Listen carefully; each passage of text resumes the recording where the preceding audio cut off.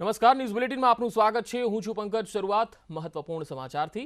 દિવસ દરમિયાન રાજ્યના 88 તાલુકામાં વરસાદ થયો છે। વેરાવળમાં 6.5 ઇંચ જેટલો વરસાદ, જ્યારે કલ્યાણપુર, જૂનાગઢના માંગરોળમાં 3.3 ઇંચ વરસાદ થયો છે। દ્વારકામાં 3.25 ઇંચ વરસાદ પડ્યો, જ્યારે ખંભાળિયા, સૂત્રાપાડામાં 2.5 ઇંચ વરસાદ થયો। કેશોદ અને પોરબંદરમાં 2.25 ઇંચ વરસાદ થયો છે, જ્યારે 29 તાલુકામાં અડધાથી લઈને 1.5 ઇંચ વરસાદ થયો છે। તો ગઈકાલથી અત્યાર સુધીમાં લગભગ 77 જેટલા તાલુકામાં વરસાદ વરસ્યો છે।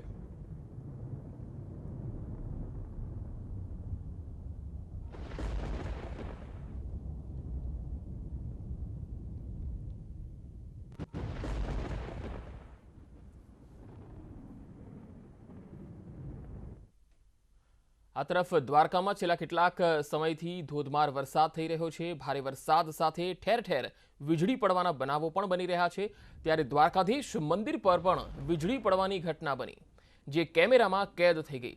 વીજળી પડતા મંદિર પરની ધ્વજા ક્ષતિગ્રસ્ત બની અને વીજળીને દ્વારકાધીશે પોતાના માથે લઈ લેતા આસપાસના વિસ્તારોમાં નુકસાન ટળી ગયું છે। આ તસવીરો જે આવી છે એ દ્વારકા મંદિરની છે, જ્યાં શિખર પર જે વીજળી છે એ ત્રાટકી હતી। દ્વારકામાં ધોધમાર વરસાદ તો છે જ, સાથે સાથે વીજળીના કડાકા ભડાકા સાથે વરસાદ થઈ રહ્યો છે। ત્યારે દ્વારકાધીશ મંદિર પર વીજળી પડવાની આ ઘટના કેમેરામાં કેદ થઈ। વીજળી પડતા મંદિર પરની ધ્વજા ક્ષતિગ્રસ્ત બની। વીજળીને દ્વારકાધીશે પોતાના માથે લઈ લેતા આસપાસના વિસ્તારોમાં નુકસાન ટળ્યું છે।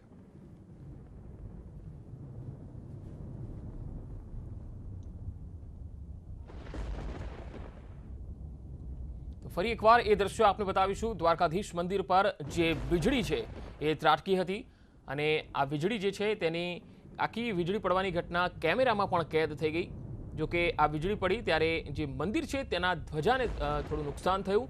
આ સિવાય બીજો કોઈ બનાવ અનિચ્છનીય બન્યો નથી અને આ બનાવને લઈને અમિત શાહે પણ મંદિર પ્રશાસન સાથે વાતચીત કરી હતી। ગૃહમંત્રી અમિત શાહે પણ આ બનાવને લઈને મંદિર પ્રશાસન સાથે વાતચીત કરી હતી।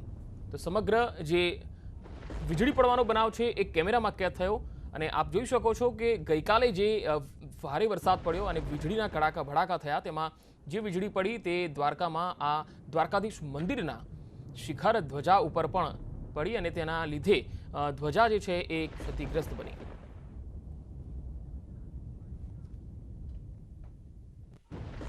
આપણે દ્વારકાધીશનું મુખ્ય મંદિર છે જગત મંદિર, એનો જે ધ્વજદંડ છે બરાબર તેના ઉપર છે એ વીજળી પડી હતી અને તેના કારણે જે ધ્વજદંડની સાથે આપણે ધ્વજાજી બાંધેલા હોય છે એનો પાછળનો ભાગ છે એ ફાટી ગયો હતો ધ્વજાજીનો। આ સિવાય ધ્વજદંડમાં સામાન્ય એવી નુકસાની છે મંદિરની અંદર, એ સિવાય બીજી કોઈ પણ પ્રકારની કોઈ નુકસાની છે એ નોંધાયેલ નથી।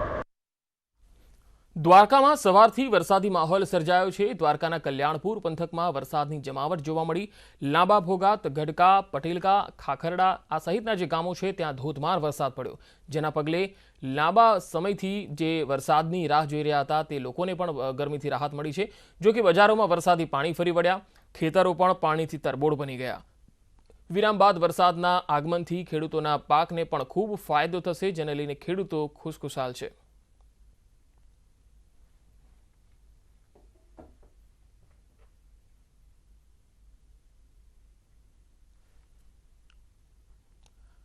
તો વાત કરીશું અમરેલીની। અમરેલી જિલ્લામાં બપોર બાદ વરસાદી માહોલ જોવા મળ્યો હતો। સાવરકુંડલા સહિત અનેક ગ્રામીણ વિસ્તારોમાં વરસાદ વરસ્યો હતો।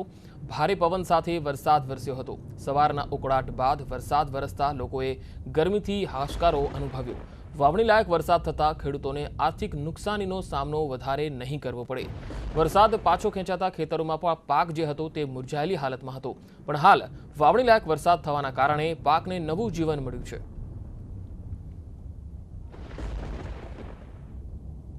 તો અમરેલીના લાઠીના અકાળા ગામના દ્રશ્યો પણ આપણે બતાવીએ, જ્યાં ધોધમાર વરસાદ થયો। ઉપરવાસમાં વરસાદને પગલે ગામની સ્થાનિક નદી ફરી એકવાર બે કાંઠે થઈ ગઈ। ઉપરવાસમાં વરસાદને પગલે નદીમાં પૂર આવ્યું। વાવણી લાયક વરસાદ થવાથી જગતનો તાત ખુશ છે, લોકોને પણ ગરમીથી રાહત મળી છે। અમરેલીના અનેક પંથકમાં હાલ વરસાદી માહોલ છે, ક્યાંક ધીમી ધારે તો ક્યાંક ધોધમાર વરસાદ પડી રહ્યો છે।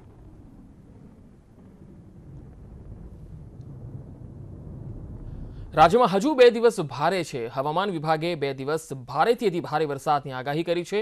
30 થી 40 કિલોમીટરની ઝડપે પવન ફૂંકાઈ શકે છે।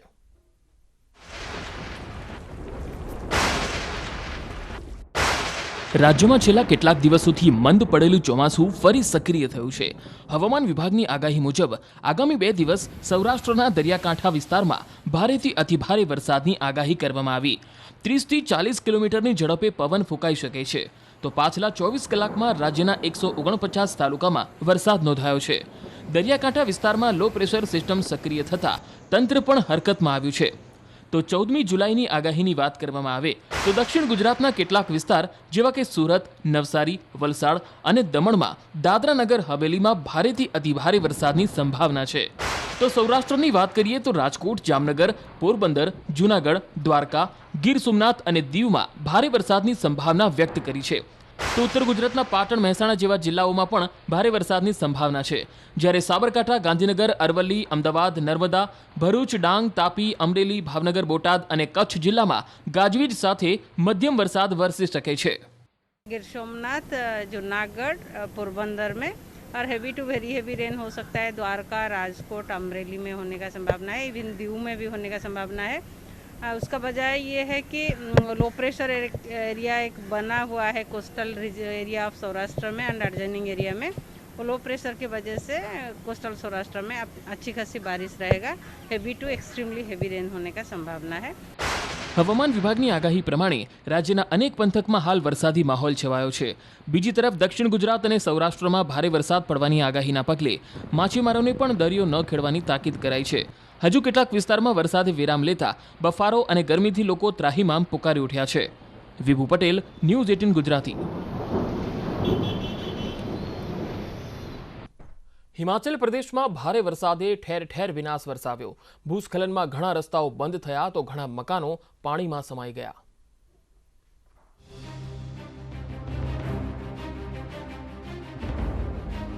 અનરાધાર વરસાદથી હિમાચલ પ્રદેશના હાલ બેહાલ છે. વાદળ ફાટતા પહાડોમાં ભારે વિનાશ વેરાયો છે. અચાનક ડેમના દરવાજા ખોલાયા હોય એવો ઘાટ સર્જાયો. પાણીના પ્રચંડ વેગ આગળ લોકો લાચાર છે.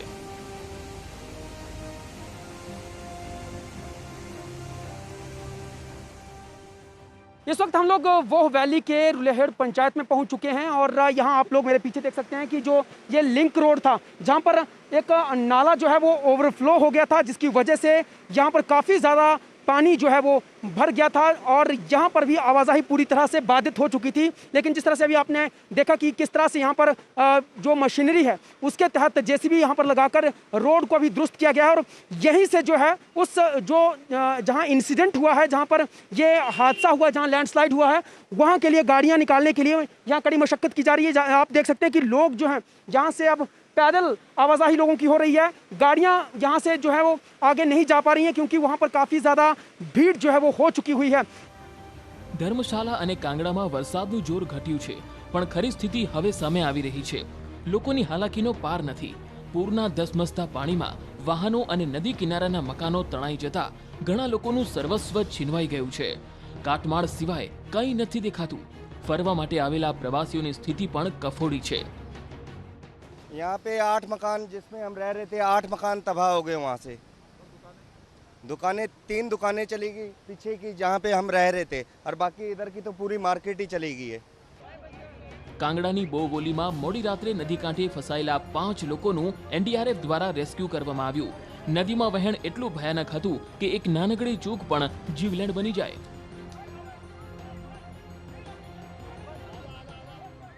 तीन को हमने रात को ही शिफ्ट कर दिया था सिविल हॉस्पिटल शाहपुर में. 3 लोगों को अभी हमने शिफ्ट किया है. एक डेड बॉडी रिकवर हुई है, उसका अभी यहीं ऑन स्पॉट ही हम पोस्टमार्टम किया जा रहा है. મંડીમાં નેશનલ હાઈવે નંબર 3 પર ભૂસ્ખલન થતા આખો રસ્તો બ્લોક થઈ ગયો. રસ્તા પર કાટમાળ પથરાઈ ગયો.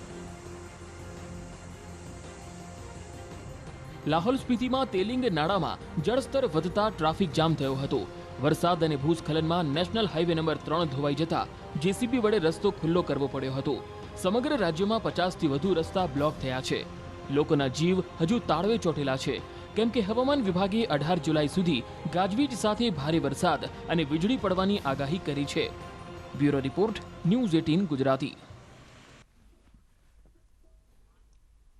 વાત હવે કોરોના કેસની કરીશું. રાજ્યમાં કોરોનાના કેસ સતત ઘટી રહ્યા છે. નવા કેસ 31 આવ્યા છે, જ્યારે 113 સાજા થયા છે. એક પણ મોત નથી થયું.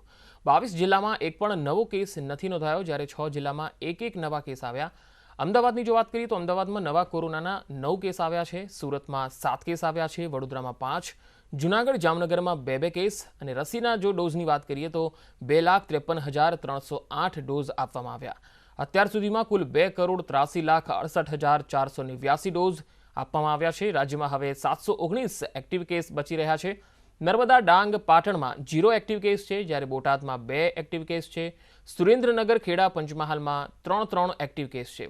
તો છોટાઉદેપુર, દાહોદ, મોરબી, તાપીમાં 4 એક્ટિવ કેસ છે. મોરબી, સાબરકાંઠામાં 5 એક્ટિવ કેસ જોવા મળ્યા.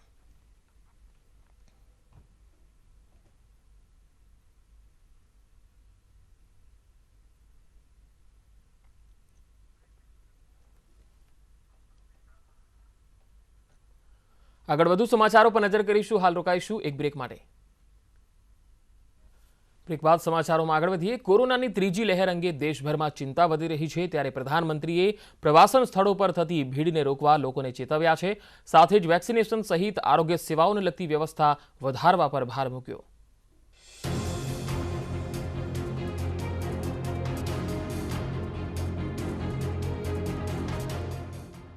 દેશમાં કોરોનાની ત્રીજી લહેરના ભણકારા વાગી રહ્યા છે.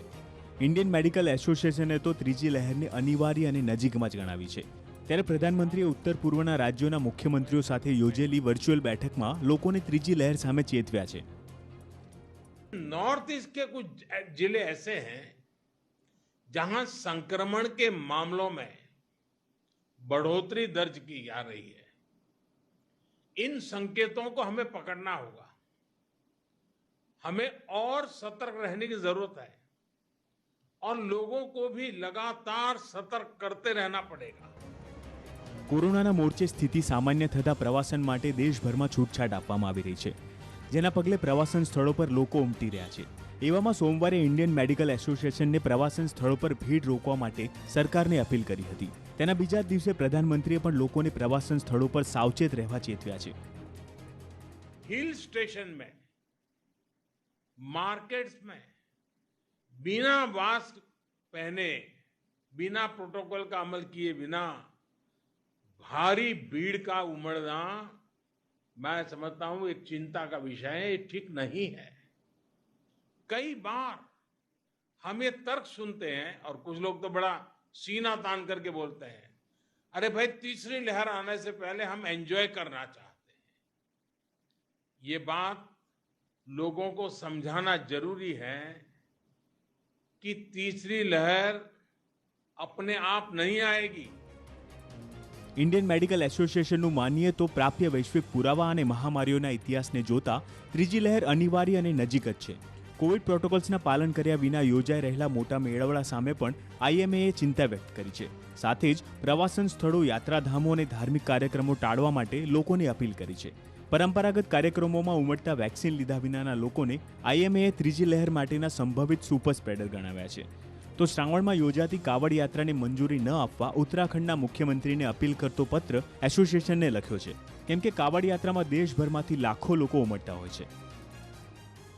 यह मॉनसून की बारिशों से आने से पहले कहीं हम घूमने चले जाएं या ऐसा कोई सिंपल आचरण नहीं है, बल्कि वायरस वर्सेस ह्यूमन बीइंग, इसके बीच चलने वाली कंटिन्यूअस लड़ाई है.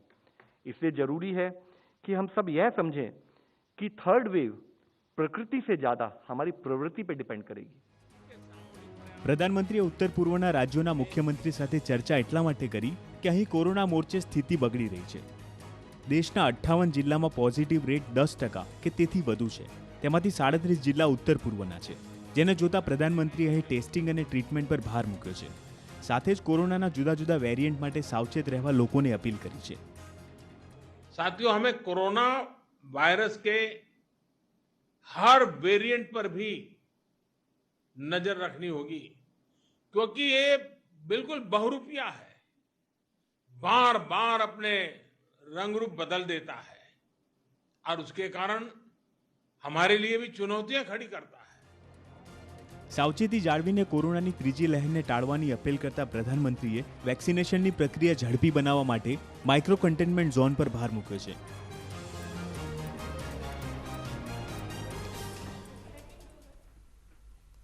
આ બુલેટિનમાં અત્યારે આટલું જ. રજા આપશો. નમસ્કાર.